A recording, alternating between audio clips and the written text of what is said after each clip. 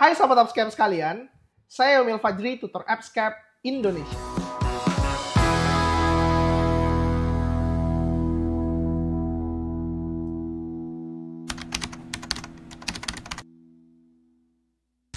Pada kesempatan kali ini, Sobat Upscape, kita kembali lagi dalam video pembahasan soal SKB CPNS. Dan di kesempatan kali ini, Yomil akan membahas soal-soal terkait dengan keperawatan medikal bedah. Ada sekitar 6 soal yang akan Yomil bahas pada kesempatan kali ini. Dan untuk tidak berlama-lama lagi, langsung saja kita masuk ke soal yang pertama. Seorang pasien dirawat dengan ARDS, pasien sesak, saturasi oksigen 90%, napas cuping hidung, retraksi dinding dada. Hasil AGD PCO2 48 dan PO2-nya 88. Apakah diagnosis keperawatan utamanya? Apakah A. Bersihan jalan napas tidak efektif, B. Pola napas tidak efektif, C. Gangguan pertukaran gas, D. Gangguan ventilasi spontan, atau E. Penurunan kapasitas adaptif intrakranial. Nah, sahabat Upscape sekalian, soal yang pertama kali ini, kita akan membahas subtopik diagnosis keperawatan dalam lingkup keperawatan medikal bedah. Dan pada soal yang pertama ini, kita akan membahas yang namanya diagnosis keperawatan sistem pernafasan. Dan di sini ada 4 diagnosis aktual ya dari opsi yang tersedia. Ada 4 diagnosis aktual yang berkaitan dengan sistem respirasi. Yang pertama itu adalah diagnosis bersihan jalan nafas tidak efektif. Yang kedua, diagnosis pola nafas tidak efektif. Yang ketiga, gangguan pertukaran gas. Dan yang keempat, gangguan ventilasi spontan.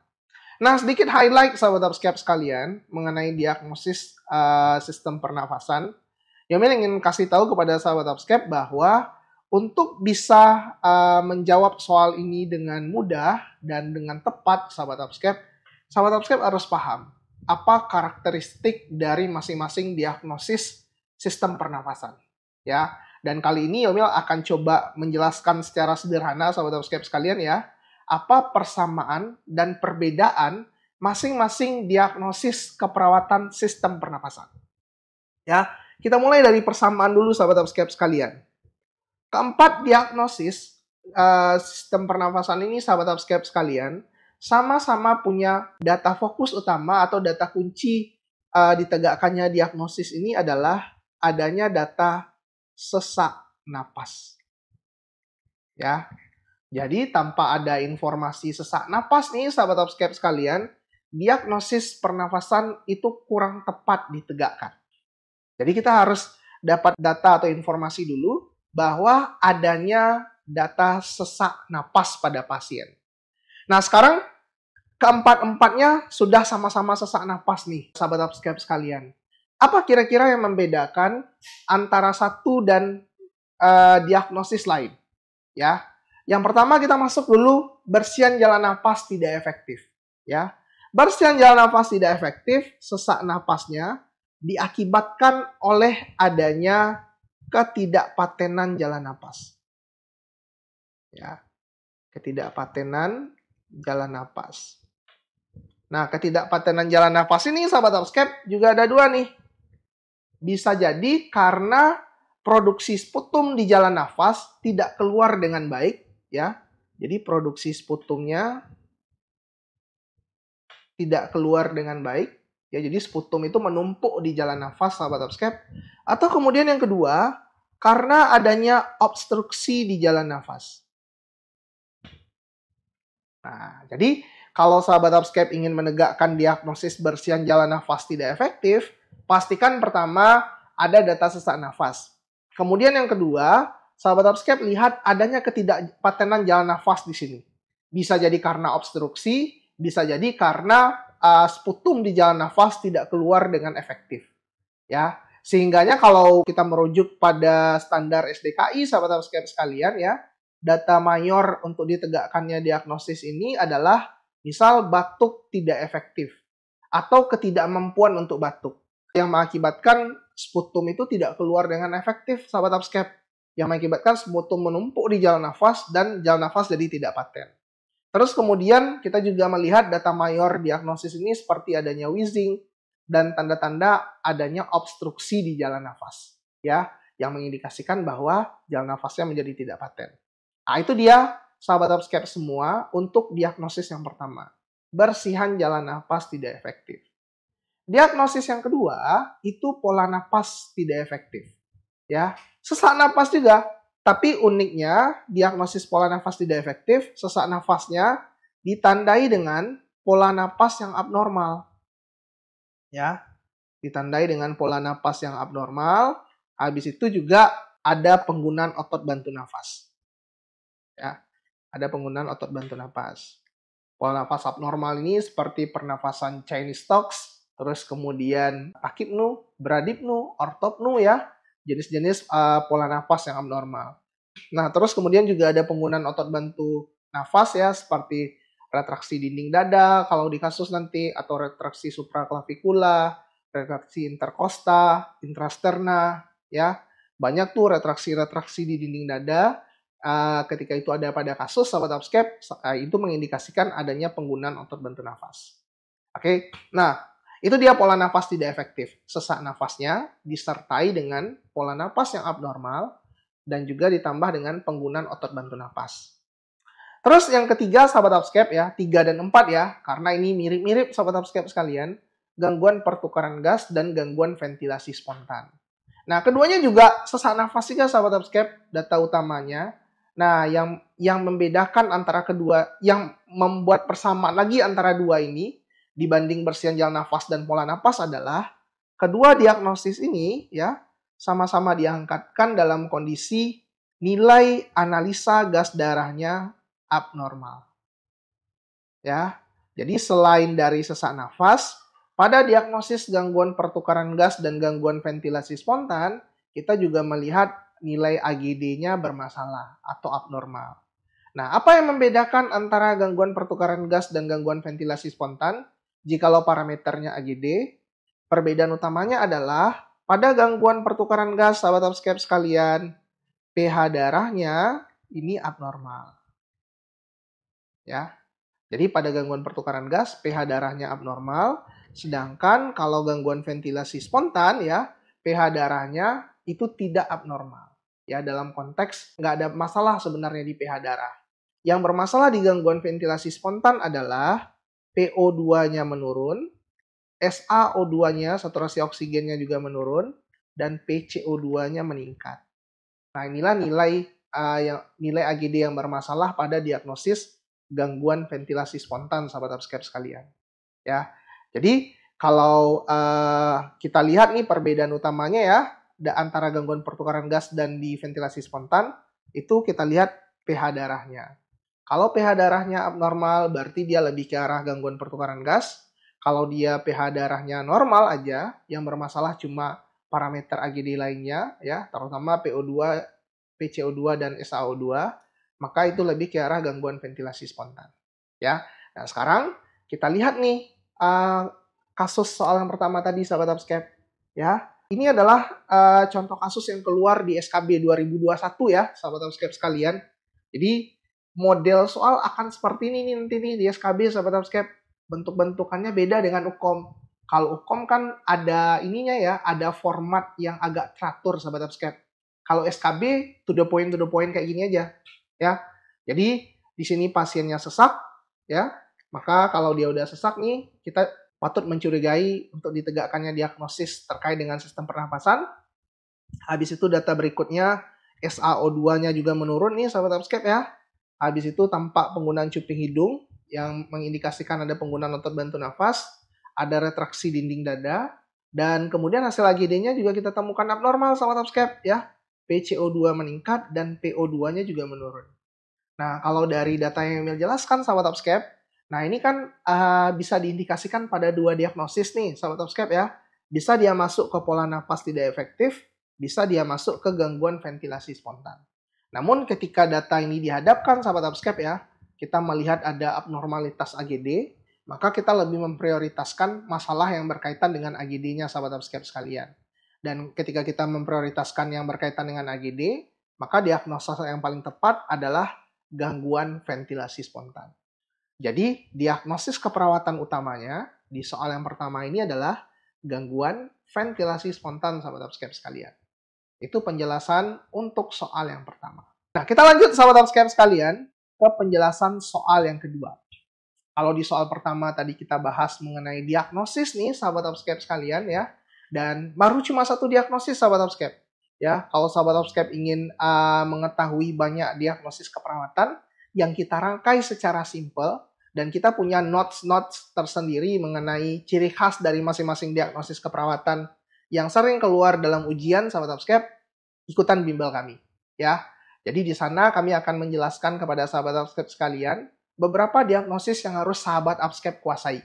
Karena sering keluar dalam pelaksanaan ujian SKB sahabat Upscape.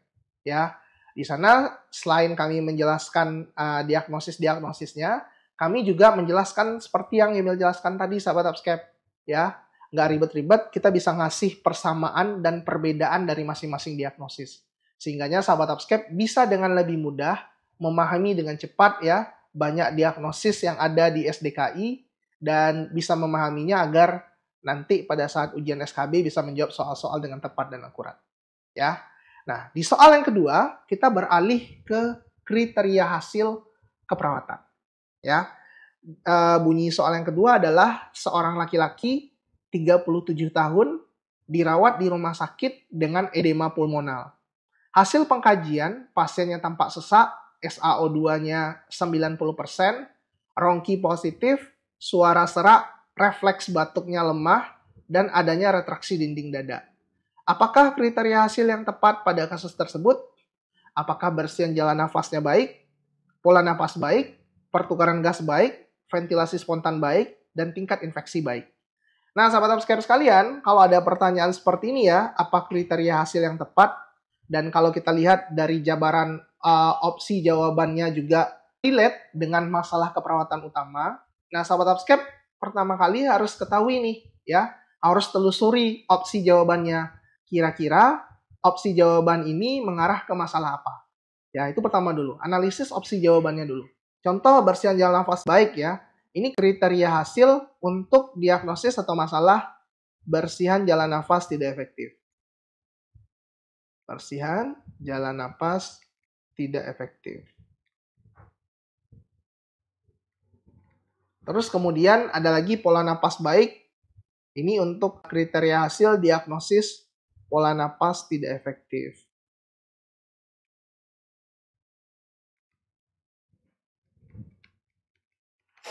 Habis itu pertukaran gas baik. Ini untuk diagnosis gangguan pertukaran gas.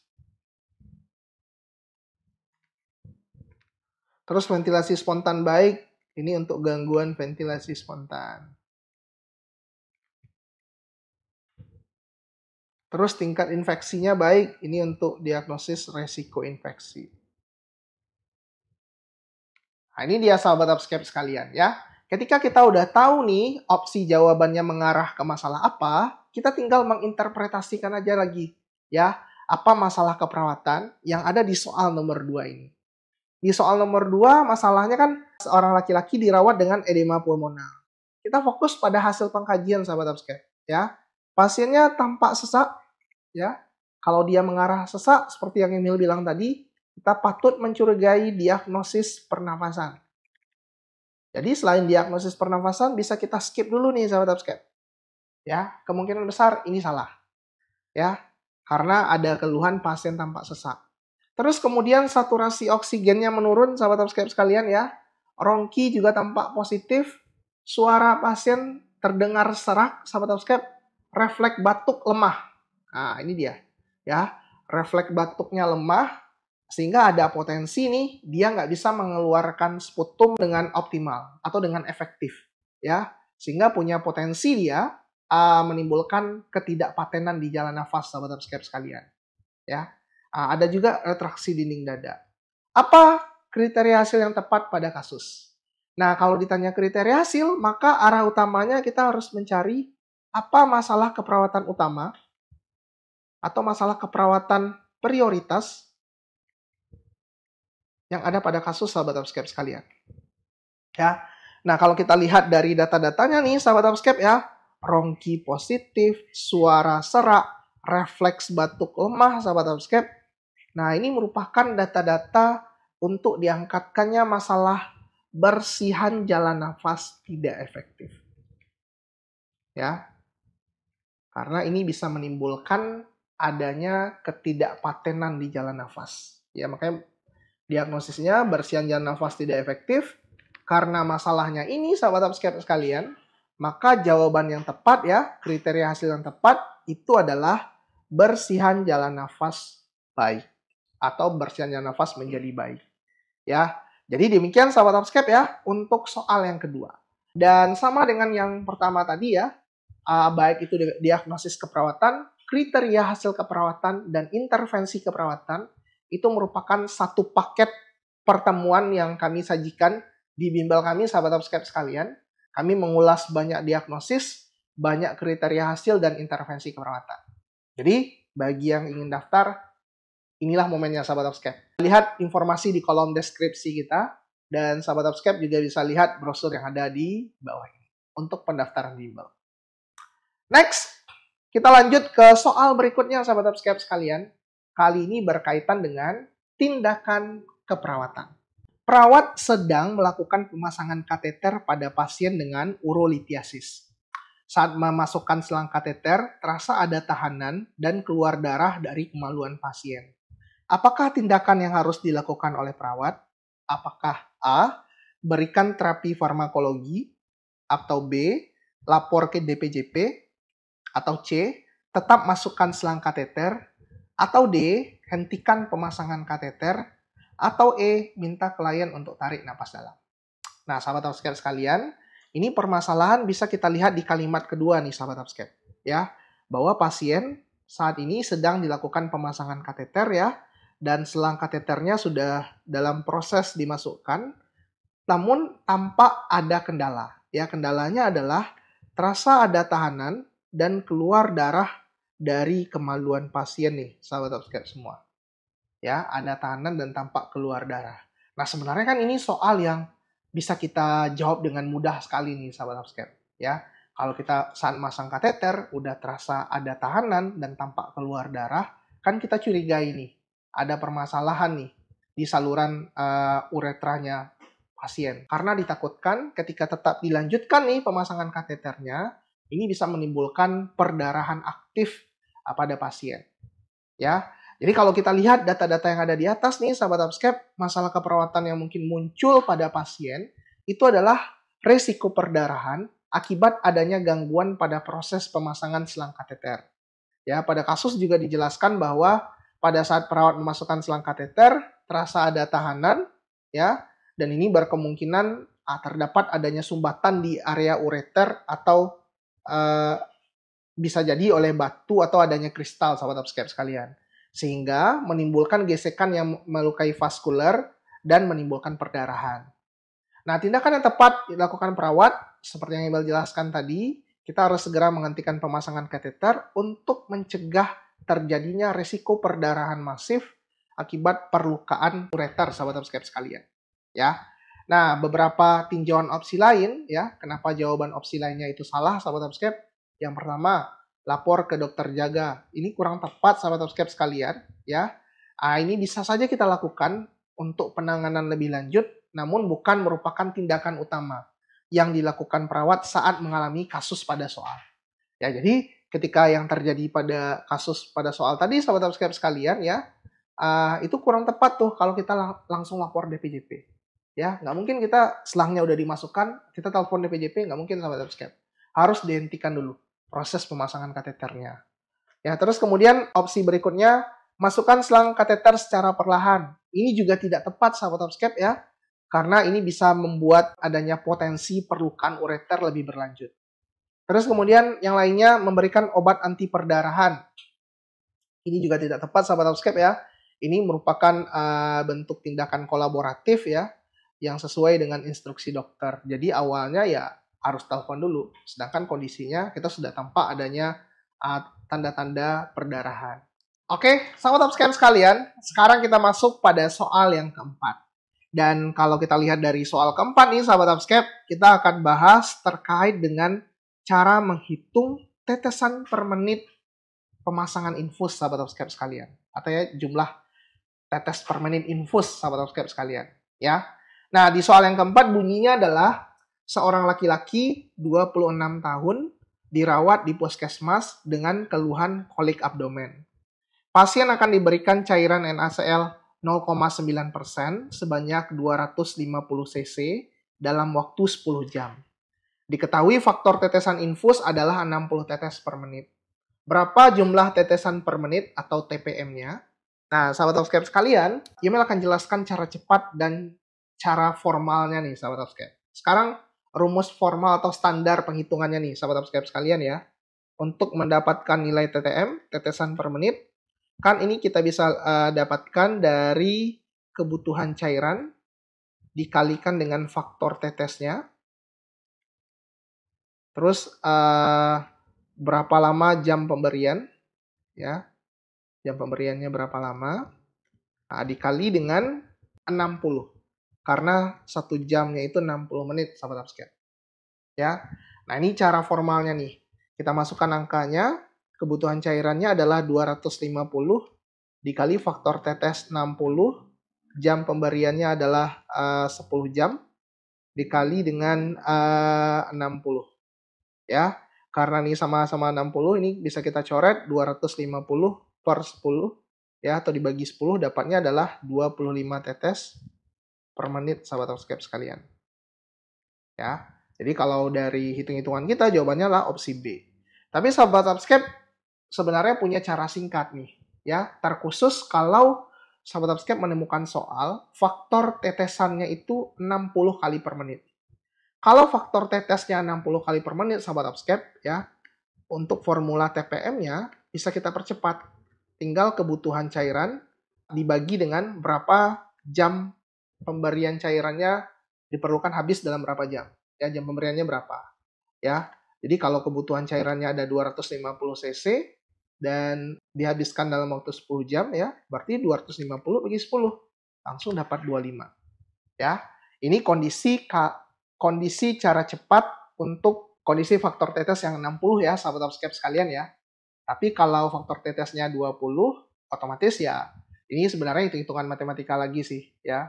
Otomatis ya di 1/3 dia, sahabat subscribe. Ya, tapi kalau sama-sama 60 nih, faktor tetesnya 60, maka formula bisa kita peringkas jadi kebutuhan cairan dibagi dengan lama jam pemberian. Ya. Jadi seperti yang Emil jelaskan, sahabat subscribe sekalian, untuk jumlah tetesan per menit di soal yang keempat adalah opsi B, 25 tetes per menit. Dan di SKB CPNS, sahabat subscribe sekalian, yang keluar itu tidak hanya berkaitan dengan tetesan per menit, sahabat subscribe, ya, tapi juga kita menemukan di tahun lalu itu FR yang berkaitan dengan insoluble water loss atau penghitungan IWL. Kita juga mendapatkan penghitungan untuk nilai early warning score, ya, atau EWS. Terus kemudian juga ada penghitungan dosis obat dalam kondisi larutan maupun padat ya. Nah, itu semua kita temukan di kisi-kisi SKB tahun 2021, sahabat subscribe sekalian. Dan di tahun 2024 ini ya, terkait dengan hitung-hitungan ini, sahabat subscribe sekalian, kita punya pertemuan khususnya juga di bimbel kita. Jadi bagi sahabat subscribe yang ingin mengetahui sub-sub topik yang berkaitan dengan hitung-hitungan, ya, silahkan ikuti program bimbel persiapan SKB CPNS kami. Oke, info lebih detailnya ada di kolom deskripsi ya, sahabat subscribe sekalian. Dan terakhir, kita masuk ke soal yang kelima, sahabat subscribe sekalian ya. Di soal yang kelima, kita akan bahas mengenai prosedur tindakan. Ya, jadi berurut nih sahabat subscribe. Tadi di awal diagnosis, habis itu kriteria hasil, habis itu tindakan, habis itu materi yang berkaitan dengan KMB ya, hitung-hitungan di area KMB, dan yang kelima ini tentang prosedur tindakan. Dan di soal yang kelima, ini adalah terkait dengan tindakan pemasangan kateter nih, sahabat subscribe sekalian, ya, pemasangan kateter. Kita melihat narasi kasusnya, seorang perawat melakukan pemasangan kateter pada pasien pria. Saat ini perawat sudah mengoleskan jeli ke selang kateternya. Tindakan selanjutnya yang dilakukan oleh perawat adalah apakah A, isi balon kateter dengan cairan Aquades, atau B, pasang dup bolong. C. Ganti handskun bersih dengan steril. D. Masukkan kateter ke uretra sepanjang 15-25 cm. Atau E. Buka pakaian bawah pasien, celana atau kain sarung. Nah, sahabat Upscape sekalian ya, kalau kita rujuk pada standar operasional prosedur atau standar prosedur operasional tindakan pemasangan kateter urin nih, sahabat Upscape, terutama pada pasien pria, kita melihat nih perawatnya saat ini sudah mengoleskan jeli. Ya, jadi kalau ada nanti soal prosedur, sahabat Upscape, lihat tuh posisi saat ini perawatnya sedang ngapain. Ya, pastikan dulu posisinya sedang ngapain. Terus kemudian yang kedua, fokus pada pertanyaan. Pertanyaannya kemungkinannya cuma dua. Apakah tindakan yang dilakukan sebelum kondisi saat ini atau tindakan sesudah kondisi saat ini? Tapi kalau di soal-soal SKB kami sering melihat atau meriset narasinya itu adalah tindakan selanjutnya yang paling sering keluar, sahabat Upscape. Ya, jadi ada kondisi nih perawat sedang melakukan langkah A misalnya. Nah, tindakan selanjutnya setelah langkah A adalah titik. Ya, sehingganya sahabat Upscape harus tahu betul sebenarnya apa SOP yang tepat dari beberapa tindakan-tindakan familiar yang dilakukan oleh perawat di lingkup keperawatan medikal bedah. Ya. Nah, kondisi sekarang adalah perawatnya sudah mengoleskan jeli ke selang kateter. Tentu langkah sesudahnya ya, sesuai dengan standar, itu adalah melakukan insersi atau memasukkan kateter ke uretra sepanjang 15-25 cm. Ya. Nah, untuk rasional ini sahabat Upscape bisa tonton deh video praktek pemasangan kateter urin pada pasien pria kami di bawah ini. Jadi Yomil akan kasih link videonya, bisa sahabat Upscape tonton di bawah ini. Di sini detail dijelaskan mulai dari tahapan awal sampai tahapan akhir dari pemasangan kateter urin pada pasien pria, sahabat Upscape sekalian. Ya, jadi Yomil bisa simpulkan untuk soal yang kelima ini jawabannya adalah opsi D, masukkan kateter ke uretra sepanjang 15-25 cm. Oke, sahabat Upscape sekalian, sekarang kita masuk ke soal yang ke-6, dan kali ini kuis lagi nih untuk sahabat Upscape semua yang menonton video pembahasan soal ini ya. Di soal yang ke-6, ya, ini adalah soal yang keluar di SKB tahun 2021, sahabat Upscape, berkaitan dengan KMB, keperawatan medikal bedah. Ya, peningkatan tekanan intrakranial sangat sering terjadi pada pasien cedera kepala. Tanda dari peningkatan intrakranial kecuali apakah A. mual dan muntah, B. mimisan, C. nyeri kepala, D. penurunan kesadaran, atau E. kejang. Ya, silakan sahabat Upscape ketikkan di kolom chat YouTube kita ini, sahabat Upscape semua. Ya, kami akan mencari satu jawaban terbaik dengan alasan yang paling tepat, sahabat Upscape ya, dan yang paling cepat. Yang paling tepat jawabannya dan rasionalnya juga tepat, dan yang paling cepat itu akan kami kasih hadiah dan kami infokan di sosial media Instagram kami. Jadi buruan sahabat Upscape ya, ketikkan jawaban kuisnya di kolom chat YouTube kita atau di kolom komen YouTube kita. Demikian adalah video pembahasan soal keperawatan medikal bedah kali ini.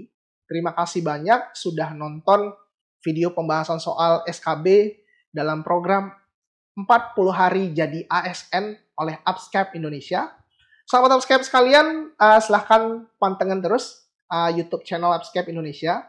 Jangan lupa like video ini jikalau video ini ya bisa menambah referensi sahabat Upscape untuk persiapan SKB-nya.